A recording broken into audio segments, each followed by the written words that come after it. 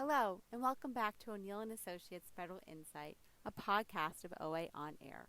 This week, we had the pleasure of virtually sitting down with Steve Kerrigan, a longtime Massachusetts Politico who is currently President and CEO of the Edward M. Kennedy Community Health Center. Founded in a Worcester housing project in 1972, Kennedy Community Health today has 3 medical facilities, 2 dental sites, 2 optometry practices, and 6 school-based centers serving residents of Worcester, Framingham, Milford, and the surrounding communities of Metro West and Central Massachusetts. Currently, over 26,000 patients of all ages receive care and services through the Kennedy Community Health Family Practice Model of Care, a comprehensive approach to the delivery of quality primary and urgent care. In addition to his current job, many will know Steve for his work in national and state politics, having served as the CEO of the 2012 Democratic National Convention Committee, 2013 Presidential Inaugural Committee, as well as Chief of Staff for President Obama's 2009 Presidential Inaugural Committee and Chief of Staff of Boston's Host Committee at the 2004 Democratic National Convention. In 2014, Steve was the Democratic nominee for Lieutenant Governor of Massachusetts. For over 10 years, Steve worked for Senator Kennedy, serving as an intern, scheduler, constituent services director, and his longest position as the senator's political director. He remained a trusted advisor to the senator in and outside of government for over 2 decades. Please enjoy our conversation with Steve Kerrigan. Good morning. Good Great morning. to have my dear friend Steve Kerrigan with us this morning. Steve and I have been friends. Well, I'm as old as dirt, so I would say 30 plus years, and with a great tie, and that, well, multiple ties, but one tie is that Steve, as you know, worked for Senator Kennedy, and I was very fortunate to spend years and years and years working with Senator Kennedy on a variety of issues, no shortage. And then over time, Steve became friends with my spouse, and I became friends with his spouse. So we are really family connected now after all these years in many ways. Absolutely. And not only a fan of John's, but I'm a bigger fan of Sarah's and of his sons, who are absolutely the best in the business. You're very kind. I'll keep how much I hired out of them at one point. So that's how much I like them. Yeah, no, there's at least one out of the 2 whose career you launched. So yeah, and he's still rolling along, you know. I know. Well, God bless him. We need him there. That's for yeah, sure. We do. Wow. We do. So Jen, go ahead with the brief overview of the Edward Kennedy Center and the sundry number of things we're going to talk about, including, as I like to call it, the gavel story. Yeah. Well, maybe we should start there. I don't know. That's a great intro. I think Steve has, obviously you have quite a long history in Massachusetts politics, and I think obviously John has said that you've known each other for a long time. Would love to hear more about your start with the Senator Kennedy's offices and how that has kind of led you now to having this role where you are leading the Community Health Center in his name. Sure. So I started in Senator Kennedy's office as a 1-semester intern my freshman year in college. I was still 17. And I was doing it because I was going to become a monk, which is a much longer topic for a podcast much later. And I wanted to get politics out of my system. I thought it was kind of interesting, and I'd try it out. So I did the 1-semester internship, which led to 4 years in his office while in college, and then 10 years after that working for him. And he was one of those guys, as John knows, who was sort of addicted. Like you sort of got addicted to helping him or working alongside him or trying to fix something with him. And so every time I thought I was done, they'd give me a new challenge, and I would dive straight into it, and 3 years would go by and more of my life would have gone by. But I would have learned an awful lot more, which was really exciting. And so when I left his office back in 2003, I think, I came to Boston, ran as chief of staff for the Democratic Convention here, and then on. I had great opportunities in my career to work with a lot of really fantastic leaders. and then to lead organizations myself, the Attorney General's office, the two national conventions, the two presidential inaugurations, and really had a chance to see what it's like to lead diverse types of organizations and large squads. So when I was recruited for this job back in early 2019, I thought it was a joke, to be honest, because I'd never worked in healthcare in my entire life. I mean, it really, like, my whole career had been, for like 15 years, had been Ted Kennedy focused. And so this was years later, and someone said, "Oh, you should run the Kennedy Community Health Center." I was like, "That's ridiculous. I don't know anything about running a health center." But they kept hounding me. And they were good friends of both John and I, who had come after me for this thing. And I said, fine. So I put my resume in thinking I was a curiosity for the search team. And then it just kept going along the whole way. And at one point I said, you know what, I think I could, take the experience I learned starting in the senator's office all the way through and actually help this place. And then behold, I got the job, and it was a bit of a homecoming. And I love it because I get on a regular basis to talk to the people who work at the Edward M. Kennedy Community Health Center about Edward M. Kennedy, the man, because to them, he's like a figure in history, might as well be James Madison. And it's fun to go to work every day. They work incredibly hard, and they work every day to bring to life his goal, which was always to provide healthcare to everybody as a right and not a privilege. And so whether they know it or not, they're living his legacy every day. So it's really, it was a long, strange trip indeed to get to this job, but I'm thrilled to be here. Yeah. How cool though that you really just started, it's an internship. I really want to have this experience before another career path focused on, and now look where you are now. Maybe you didn't have a healthcare background, but certainly all those skills like organizing large people. Yeah. Okay, what is your issue? Okay, I know who we need to talk to. We'll get you in front of that. That's a really nice, sentiment for the interns of now to realize that that experience is so vital into anything that you do going forward, I think. It is. Anytime anybody asks me to talk to an intern or someone had been an intern in our office or whatever, or an intern, I'll take it any day of the week and twice on Sunday, because internships, I think, give you a chance. Like for me, it opened a door to stuff I didn't know was possible. I was like, my parents are both union members. They both passed now, but my mom was a school secretary. My dad climbed light poles for 30 years for Mass Electric. The idea of working for Ted Kennedy was never in my mindscape. But this internship gave me a chance to like sort of peek into that world. And then they saw who I was as a worker and how committed I was. And they just kept giving me more and more opportunities. So I always tell interns, even when I did a stint at the Kennedy School at Harvard, I used to tell all the students that were sad enough to come to my classes, I would tell them, be the Harvard student who's willing to make photocopies. Be the Harvard student who's willing to get a cup of coffee. Yeah. Be the Harvard student who's willing to do anything. Don't just graduate from Harvard and think you're going to write the patient's bill of rights. Like, be the Harvard student who's willing to do absolutely anything, and it'll serve you well in your lifetime for sure. Wow, yeah. Very cool. So, very so cool. You know, as a footnote to that, I had a similar experience, as you know, with Speaker O'Neill. Right. And yeah, it was very, very much the same. And last thing I imagined, I was at Hopkins Graduate School, and I was kind of getting a little burned out with the research assignments and all that, and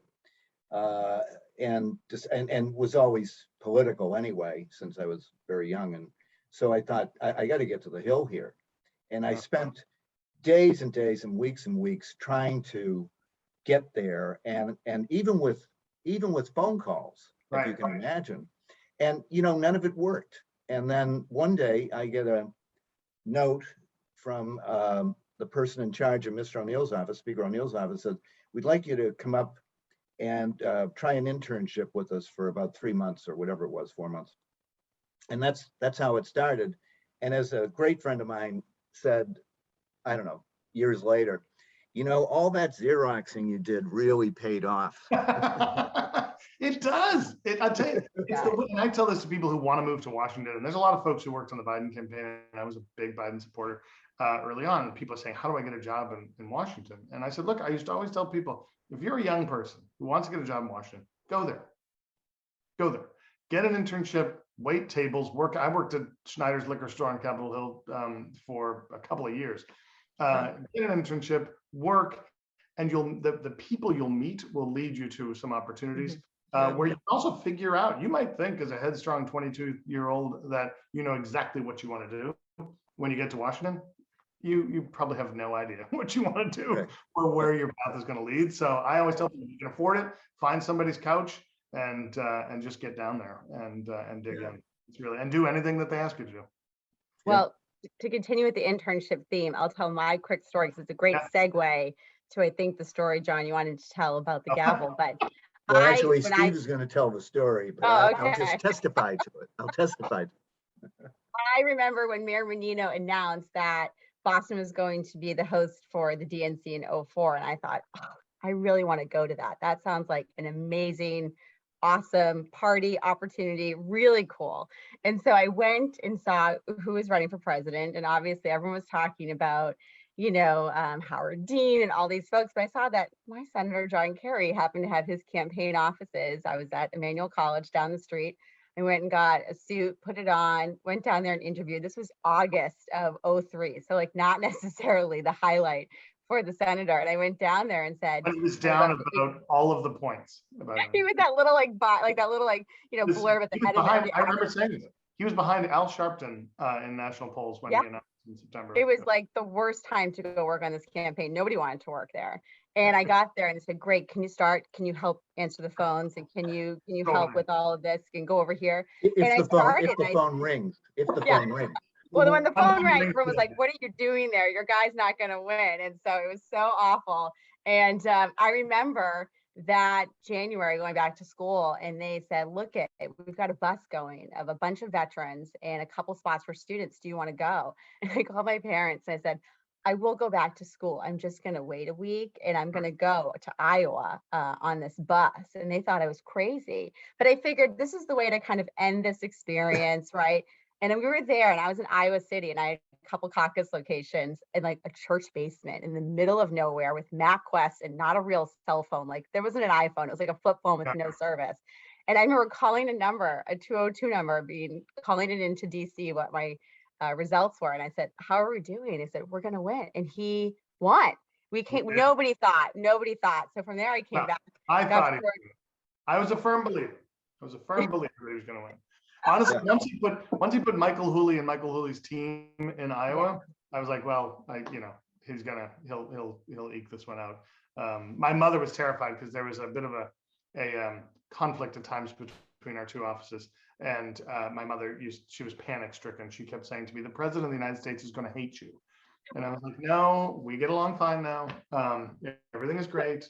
And we do get along fine. I actually adore John Kerry, and I think he would have been a fantastic president. But I do too. It worked out, I guess. But anyways, I still got to go to the convention. I was on the finance team at that point. And like you said, I worked there that summer. I was waitressing and babysitting to be able to work this other job that was 40 hours not being paid. But I'm telling you, that was the most amazing experience. And I still remember all the details of that and have all the photos. It was an incredible experience. So that convention is where the story that I'm going to tell you comes from, or at least the announcement of the convention. The announcement. The announcement of the convention. So Senator Kennedy very much wanted the convention in Boston in 2004 and worked. I was his national political director when we were bidding for it. And so our job was to put together a bid that the DNC couldn't say no to. Terry McAuliffe was the chair at the time. Terry had been asked to go out to LA in 2000 to help save that convention because they didn't raise enough money. And so his only thing to us was raise enough money and we might be able to get it to you. So long story short, we raised a lot of money prior to getting the bid, and we got it. And there's a lot of other funny stories I'll tell you over a glass of wine sometime about the whole process. But Kennedy was a big gift giver, loved giving gifts, and wanted to really have it. That rattle is my dog, sorry. He wanted to give Terry McAuliffe a gift at the DNC meeting in November or December when we announced the city. And so he said to me the night before, he was also a big, pop something on you at the last second and then you have to deliver on it. See, told you. He wants to hear the gavel. He wants to hear the story. He hasn't heard this one yet, right, Coop? So he said to me the night before, he said, oh, hey, I have a gavel that comes from timbers of the USS Constitution. He said, I'd like to give that to Terry McAuliffe at the thing as a gavel to say you can use this to gavel in the convention when it comes to Boston in 2 years. And I was like, okay. I was like, do you want to actually give it to him? He said, no, we'll have them make them because they make them as mementos and stuff with old planks. I was like, great. So I said, do you know where it is? And he said, I have no idea. So we called someone at the Cape. They looked there. We looked in the campaign office. We looked at his house in Washington. We scoured for like, I don't know, hours looking for this gavel. He had a gavel on his desk, but it turned out it wasn't that one.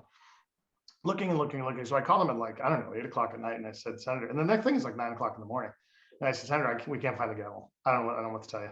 And I called the Constitution. They could have one made, but it won't be made for a few weeks. He's like, that's no good, no good, no good. And he's like, wait a second. He said, Tip was with me at the event that I got the gavel. And I said, Tip O'Neill? He said, yeah. He said he has a gavel. I was like, well, he passed away quite a while ago. So I don't really know that I have access to Tip O'Neill's gavel. And so he said, no, he hasn't. So I called John, I called Shelley, I tried to reach Tommy. Shelley finally says to me, she was coming to Washington. I think you were coming too, John, weren't you both? Yes, I was. Yep. So one of them went to the office. I just begged them. I said, please, do you know where it is? And they said, oh, yeah, it's on Tommy's desk. Yeah. I don't need associates. I was like, great. And he was like somewhere unreachable. I'm like, can you just go get it, wrap it up, and bring it to Washington? And they took an earlier flight than they were going to. They got on like a 6 a.m. flight or 7 a.m. flight, went straight to the hotel. I got the package from them.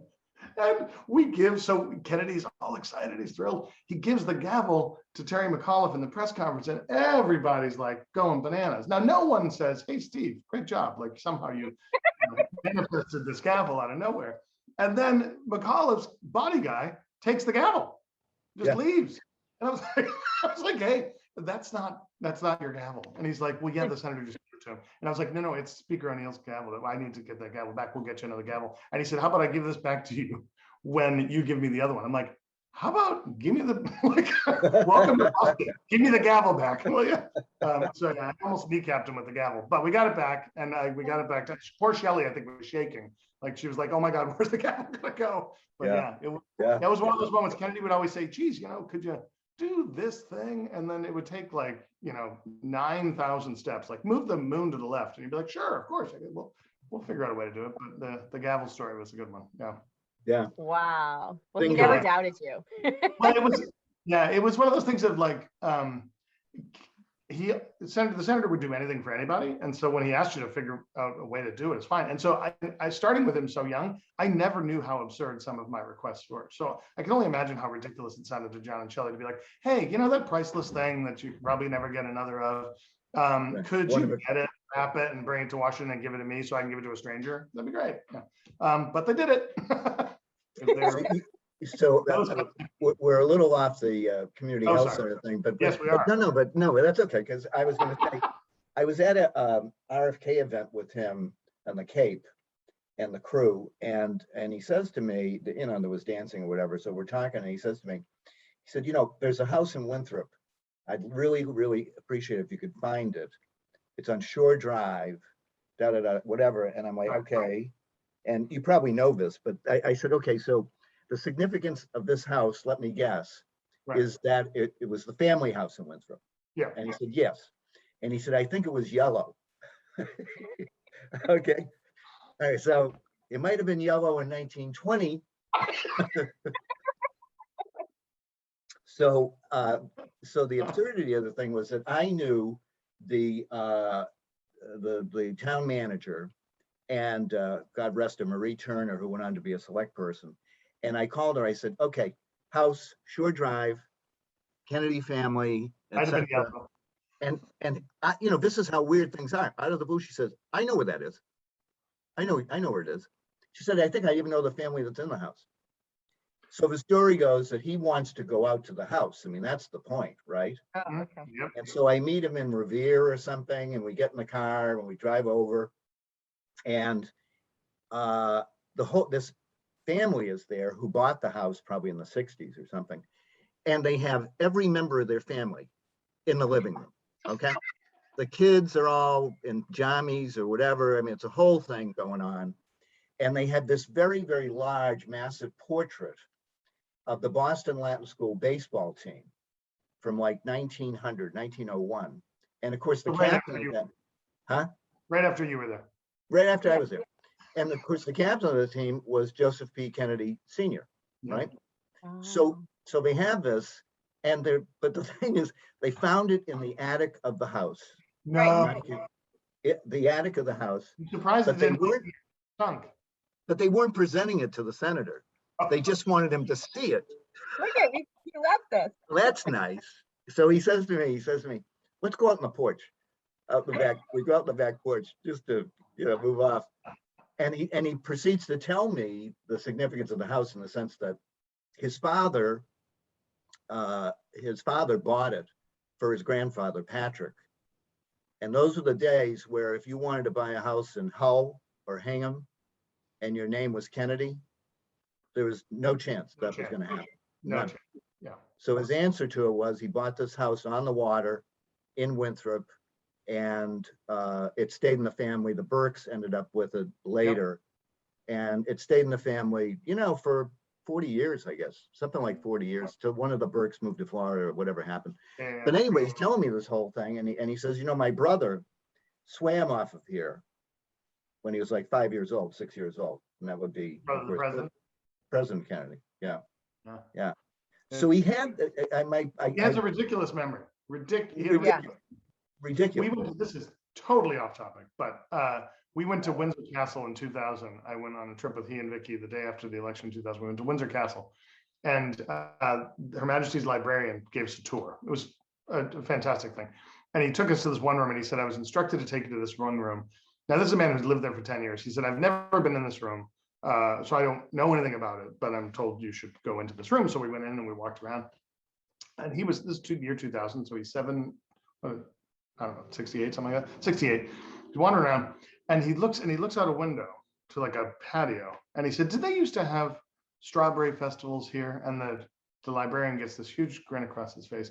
And he said, well, I'm told they did, yes. And he's looking very sheepish. And the senator said, I danced with Princess Margaret right there outside that window when we were all little kids. And my dad was ambassador and their dad was king. And I was like, how do you remember that?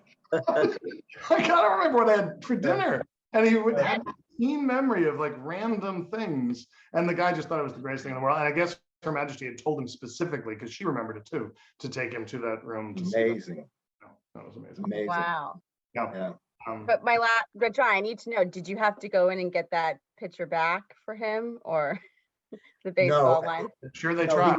He was willing to get back in the car without the massive painting. Oh, It was just I'm surprised. couldn't have figured out how to transport it anyway. So it's just Right. If you had a Suburban, it would have been a different story. a different story. That thing would have been on the back of the truck, Oh my Anyway. gosh. We could go on. We Oh, could yeah. go on. I would just like to give the opportunity that we have here with you to talk a little bit about what's happening today, which is not much, but certainly a number of things on the congressional schedule that should be getting wrapped up in the next couple of weeks. Obviously, infrastructure is basically done. It's just being used as an opportunity to leverage for budget reconciliation. Knowing that we were going to be speaking with you, I did look up. It turns out, according to a National Association of Community Health Centers June report this year, they shared that 97% of community health centers have at least one capital project planned, either to build, expand, renovate their facilities, all in an effort to take care of more patients. Yep. And the top planned projects would expand medical services, mental health, oral services to patients. So as Congress is still negotiating this top line number, which would be the largest expansion of social services in decades, the current draft of the bill includes $10 billion for community health center capital funding, as well as obviously a proposed expansion of health services, vision, and dental benefits, a cost of around $350 billion. But when we're talking trillions, really, what is that? Right. How do you see this hopefully playing out, and what is the impact, for your health center and in general, and what else is kind of on the line maybe that needs to be considered in the public space in budget reconciliation? So it's a great question. And I would say I said at the beginning of the pandemic, I said to my colleague CEOs of health centers, that this was going to be our moment. Like, right, the way we met this moment was going to define community health centers for the next few decades. Because I firmly believe that community health centers are such a critical part of the healthcare delivery system. And for too long, we've been, begging for scraps off the table and just trying to get our rates increased or trying to get stabilized. But when I first started, We hadn't had stable funding from the federal government in years. We were just begging for even flat numbers for a few years in a row so we could depend on them for budgeting. Because of, frankly, the investment, because of the pandemic, the investment that Congress has given us over the last few years, and the pivot to allow us to do telehealth was critical. They have done a lot to invest in us, but at the same time, we have shown them exactly what I thought we would, which is, but for us, the healthcare delivery system would have collapsed in the first few months of the pandemic. I mean, health centers take care of 29 million Americans each and every year. 29 million Americans lost their healthcare due to job loss in the first month after the pandemic started. So we would have, had we not been there for the first 29, you would have doubled the exposed population out there in desperate need of critical care. And our health center was founded by 7 brave moms who just were tired of sending their kids to the emergency room for healthcare. So they hired a nurse and put her in a bedroom in a public housing apartment and started seeing patients. But that's what we do, right? We keep people out of the ER, we keep people out of crowding hospitals, and we provide high quality care for people who need it, regardless of their ability to pay. So all that table setting is to say, the $10 billion in infrastructure investment for us is a fantastic start.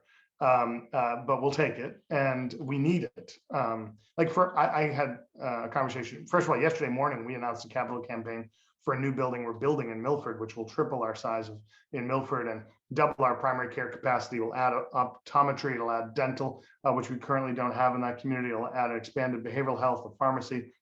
We also bought a building in Worcester because we're at our seams in Worcester for primary care. So it'll allow us to expand our primary care there. My job as a CEO is to find ways to increase access to high quality care for folks who need it. And these investments will allow folks like myself to do just that, to look around the corner and see what investments we can make in the future in our people, but also in our infrastructure. That's the first thing that goes when budgets get tight, is thinking about the future. It's all about trying to hold on. And the investments that Congress, and I will say, Jim McGovern and Catherine Clark and Senator Markey and Senator Warren have done fantastic to invest in our communities during the difficult times. And the president, certainly the American Rescue Plan was fantastic. But this is where the rubber hits the road, because this is going to set stuff forward in budget processing and planning moving forward from an infrastructure piece. It is going to be absolute game changer, just as much as the ARPA money was game changing to get the amount of money that each health center got. This will be it too, but it can't just be infrastructure. It has to also be related to rates, how we get compensated, what we get compensated for. And I've been singing this song now for a while. What we get paid for and the rates we're allowed to bill need to include the intangible things of interpretive services, community health workers who sit with our patients and talk to them about, whether they're food insecure or they might be housing unstable. Because those components, those social determinants of health, impact the person's long-term health, which, by the way, then impacts the total cost of care and then the total burden on the healthcare system. And I know our members of Congress get this, but we spend $1 million a year at our health centers in interpretive services. $1 million outside of our interpreters that we pay. But 92 languages are spoken in our health centers, in just the Kennedy community health centers. And so we need to pay that, because otherwise we're not able to provide culturally competent care to these people. And I said this yesterday to somebody, and it might be too much, but I'll repeat it now. Not finding a way to allow us to be reimbursed for interpretive services is basically racist, or at least culturally. And like you're saying, if you speak English, then this is the rate for you. If I want to care for someone who does not speak English, I then have to find $1 million a year to pay for interpretive services. There needs to be health equity across the board. Health centers have always been a huge part in that, but I think that is the next, as the state is finally correcting 20 years of woes on our rates relative to Medicaid and mass health, and the federal government is finally investing in us in a real way from an infrastructural point of view and a reimbursement side. This is sort of the next horizon. And for me, I've put our federal delegation on warning that this is going to be like my next quest is going to be to make sure that reimbursement is comprehensive. And we're going to be moving in Massachusetts to primary care capitation probably in 2023. And so before we get to that, we need to make sure that inside that rate and inside the cost of caring for somebody is the true cost of caring, and not just, the cost of a clinical visit. That was a long answer, sorry. No, I mean, Yeah. I think you're right. It is just starting the conversation, and it's a nice, it's needed, but certainly it's just beginning to touch the surface Yeah. of what you're needing or what you're going to be able to achieve. Wow. Yeah. John, I don't know if you have any thoughts on what the next steps will be in Congress as far as the top line number and the cost, and the chopping block is a lot of these social services, right? And the cost of that, and how, this is a loaded question, but I mean, how are they going to come to some nexus where they can all agree on that? I don't think everyone's going to be pleased, but it'll be something. No, clearly not everyone's going to be pleased. Some people are going to be very, very unpleased. I do think this thing has been slow to evolve, hasn't it, over the last months?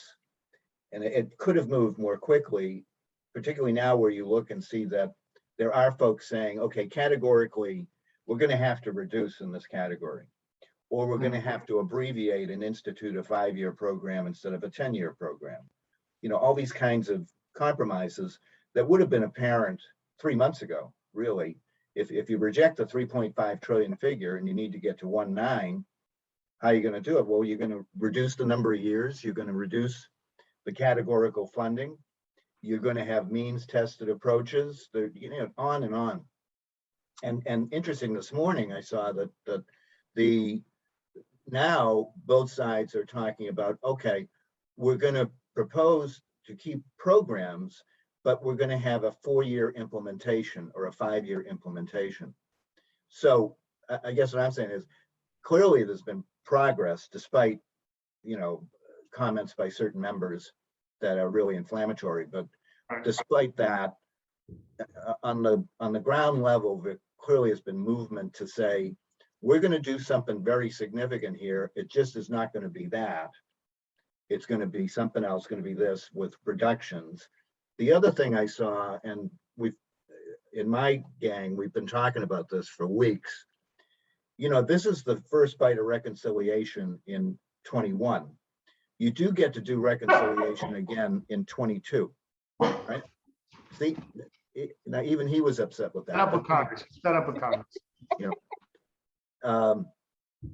So the way to look at it is, get this done, and then look at the pieces that were unfinished and take them up in 22 if you can. And as usual in our world, you need the votes. So figure out what can you get to get to another additional number next year, And so you get, anyway, my point, bites at the apple. And I got to tell you, I think that they'll get there. It's just not going to be tomorrow. It's going to be, I don't know, November or something. Yeah, I think back to, I'm very frustrated with Congress in general. Barney Frank used to always say, people hate government in general, but love it in specific. I'm very unhappy with Congress in general, but I love our members of Congress in specific who are supportive. It is, I remember the days, I remember the Clinton healthcare bill, and we worked on that for, 2 years or 18 months, and went down the line with it, and it failed in a procedural vote in August or September of '94. And I remember Senator Kennedy walked back to the office from the floor after that vote. And we thought, oh, he's going to be totally dejected. And, this is going to be terrible.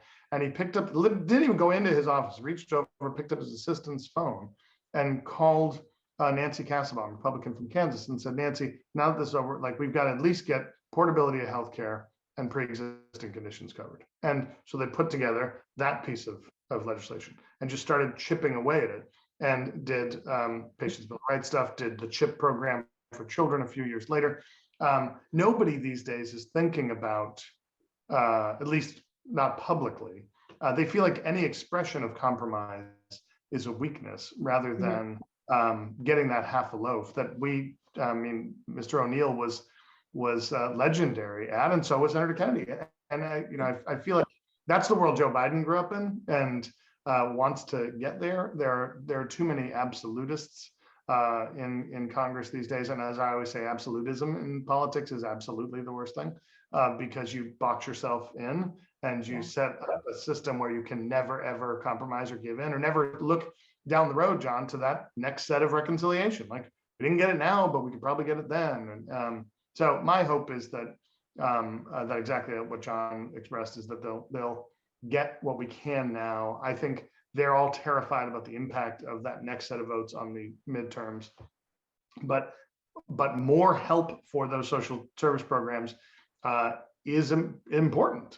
It doesn't have to be the biggest change in social service programs as the 3.5 trillion was going to be for it to be a success for the people who need it, for the people that we serve. It doesn't have, they don't care what the moniker for it is. They don't care whether it's the greatest of whatever. They need the help, and they need it now, and communities need the help. So, yeah. Wow. Well, to wrap up here and to ask another loaded question, but can't miss up an opportunity with both of you here. Historically, midterm elections often see the president's party lose seats in Congress, and frequently, well, not always, the president's opposite party opponent gains control of one or both houses of Congress. Knowing the margins that we've been dealing with just this past year, any predictions as to how the conversations, the infighting, the lack of compromise, or hopefully, Democratic Party not coming together and stop being so divisive will impact midterm elections next year? So I think there's two factors. First, I think in the House, you hit the nail on the head on, like, if we keep this division up, it's going to be harder for the Speaker to keep her coalition together, and it may be harder then to invest in some of these races. I may be in the speaking of minority majority, I may be in the minority, but I think we will maintain the House, but by a hair. And I actually think that factors in the Senate are going to be a couple. Hey, Koopy, come over here. Hey, sorry, he's clinking on the floors. I think the factors are going to be two. What we do with state parties, what we did in Georgia was fantastic and game changing. And I think if Stacey Abrams runs for governor in Georgia, I think we're going to be able to hold on to Warnock's seat there. I also think the impact of the Donald Trump endorsement is going to have a bigger, an actual positive impact for Republicans in the House, perhaps, but a negative one in Senate races. And so I think I hold out hope, and I don't know the numbers as well as John does, but I hold out hope that we can eke out a very tiny majority in the House and maybe even gain a seat in the Senate. I wouldn't be willing to bet which one, but that'd be my guess.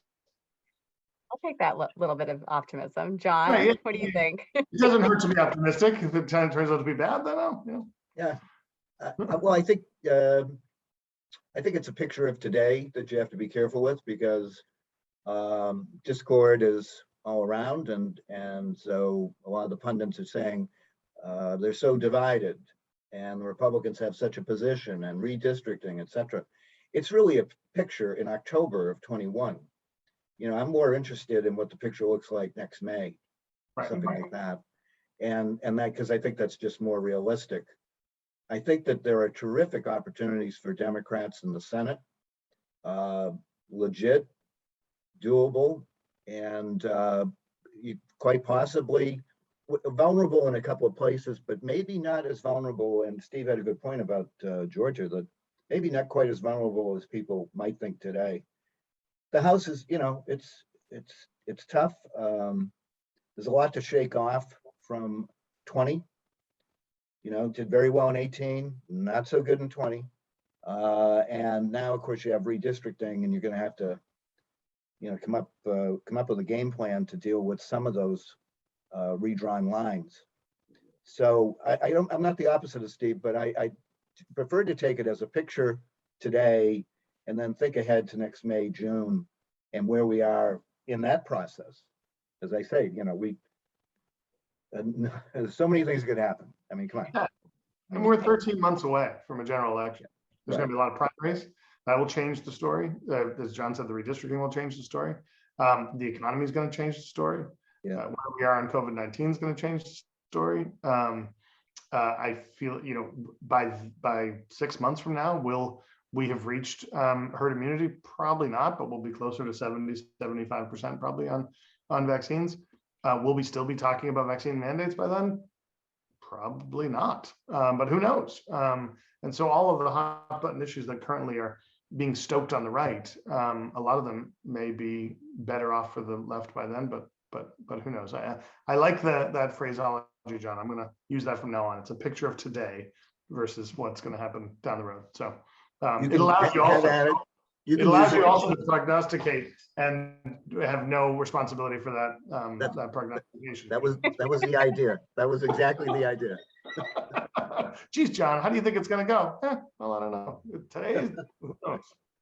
Well, on that optimistic note, I would just like to say, Steve, thank you again for your time. This has been really enjoyable, and hopefully we'll be able to chat with you again soon.